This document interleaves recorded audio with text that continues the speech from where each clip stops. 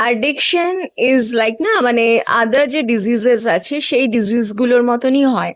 যেমন ধরুন আপনার যদি কোনো ক্রনিক ডিজিজ থাকে, লাইক ব্লাড প্রেশার হতে পারে, বা ব্লাড সুগার হতে পারে, বা হাইপার টেনশন হতে পারে, এইগুলোর ক্ষেত্রে যেরকম ভাবে ট্রিটমেন্ট হয় যে আপনাকে এভরিডে একটা প্রপার ডায়েট মেনটেন করতে হয়, একটা প্রপার রুটিন মেনটেন করতে হয়, এবং সেই সাথে চলে আপনার মেডিকেশন। সো সিমিলারলি অ্যাডিকশনের ক্ষেত্রেও কিন্তু এই একইভাবে ব্যাপারটা কাজ করে।